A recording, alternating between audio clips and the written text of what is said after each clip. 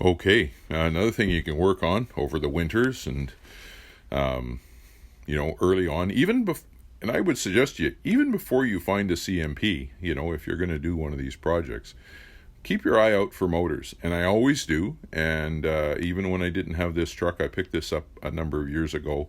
A rebuilt engine, not installed, new rings and bearings off of Craigslist locally. And if you can find and buy a running engine, it is the best economical way to do it, as opposed to, if you've got the original motor with the original serial numbers and matched up and that's what you want to do, but finding a competent engine rebuilder that can do an old dipper motor competently and with any degree of confidence is getting harder and harder. And in likelihood, most work you'll be doing yourself. But and I've done it, but I prefer to find a running motor. Now, I've been lucky with my other three trucks. I have a 1954 235s in it. And this one's a later one. This is 57, 58, 59 in there somewhere. So there's some differences, and I'll point them out as we go through here. First off, the difference would be the water pump location. And if you, it's going to be hard to see here, but you need, for the CMP, you need the original water pump location. The two holers on the 235s.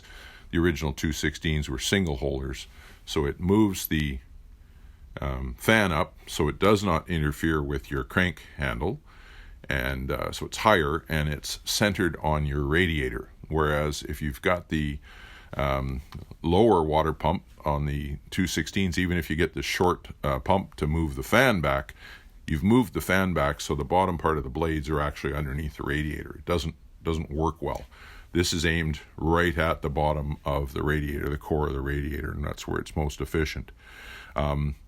So I had there was a low pressure 216 motor with this truck when I got it, so I stripped the parts off it that I wanted, like the pulley with the crank handle on it, with the crank key, and some other stuff off of it, and put them together. I'm able to put together. In the past, I've used kits that I've bought, retro kits, NOS retro kits for the PCV valve. On this case, I had the pieces, and I was able to make it up myself. And the original one, it puts the pipe over top of the valve cover, which means you got to take it off if you need to get into the valve cover. I've piped it around a little differently to the base of the carburetor. I've done all the linkage. So all that special linkage that moves your gas pedal on that side to your carburetor on this side, that's all fitted out and sorted out, and the springs and everything. I've done that right here in the garage where it's easy to work on. Fit it with a large pulley, wide pulley, single wire alternator. I got tired of generators and voltage regulators, and I've just gone 100% with alternators on these vehicles. It's all and you can get alternators actually that look like them if that's what you're after, but for the most part, this is out of sight, and it does give you peace of mind, and you can get a spare easily if it breaks down on you. You can get one at any auto parts store, and away you go. Other thing of significance here is you might see the exhaust on here. I have the Fenton dual exhaust manifolds on there.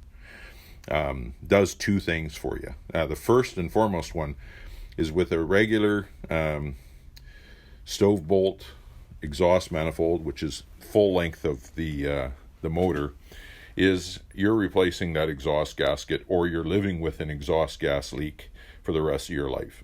They don't last very long before they leak, and no matter how much you machine them, the things I tried when I first did that, and before I learned about these Fenton exhaust manifolds, thank you Phil Waterman in New Hampshire there for those the hint on that. So They're readily available on eBay, easy to come by, and that's why I have that muffler over there with 2 intakes. So short bit of pipe, couple of bit of flex pipes, because you need the flex pipe in case you have to take it off, because they go in at different angles. So my first one I did, I welded everything up. When I needed to take off the head, when I was removing a motor, I couldn't undo the things. I had to use a Sawzall to cut the Y pipe apart. So I learned my lesson, and giving you those hints. With the 235, you don't have the filler here, so you got to put it in. I'm not proud of my welding, but JB Weld covers up all sins and no leaks. So you've got your oil filler, which on the Cab 13, you just open up the door there between the seats in the front, and that's where you keep your engine full of oil. Got myself a new starter. I think you probably noticed that on the other side. They're rebuilt in Winnipeg. And I've got the clutch and transmission all done.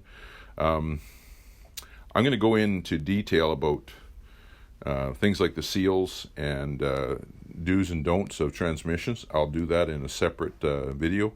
But I'm just showing off that I got the PTO. That's for the water pump on this water bowser.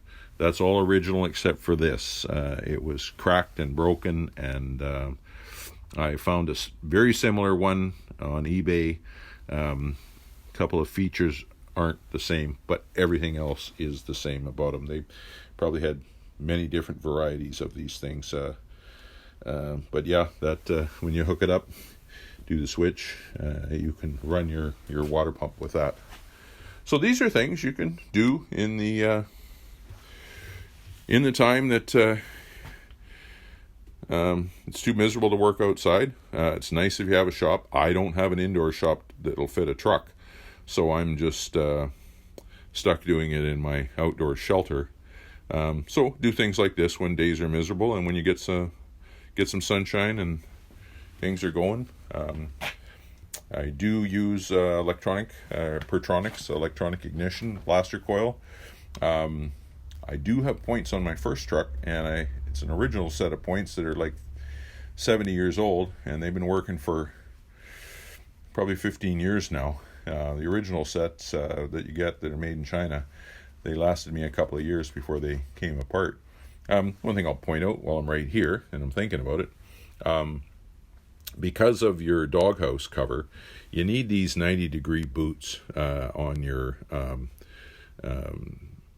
number, I think is 6 and 5, to clear the doghouse. It's too close, and if you have these style plug mounts, you're bending them, you're cracking them, and you're breaking them. So, just a hint to point out while I'm going through things here.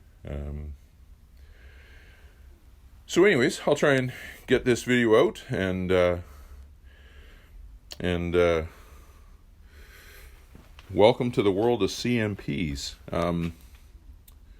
One more thing I'll add here, because I saw it, I had it laid out here, and I meant to bring it up here. If you get yourself a 53 full pressure 235 or the 54 235, you can install the original military 216 oil pan, and I have one right here. This oil pan won't fit on that motor because it's a 57 or 58, and it's a different pattern to the how it holds up. So the motor, as it sits there, holds 4 liters of oil without a filter system. These ones hold 6.5. So you got a lot more oiling. On a dipper motor, if you don't know, and I don't have all the, it has a spray bar system that's built into the thing. The spray bars are gone, but the little troughs here for the oil that the connecting rods would get the oil from, that's why they call it a low pressure motor, is there. So when I put this on like a 53 or 54 235, I cut this all out, so there's no interference. Hate to do that, but like I said, I don't think there's very many people out there that are competent enough to build a dipper motor with You got to align all the squirters with all the connecting rods. If you don't, you'll burn up the connecting rod right away. But I do like the fact that put it on the 235. I've got a huge deep sump oil pan, and that's the original pan for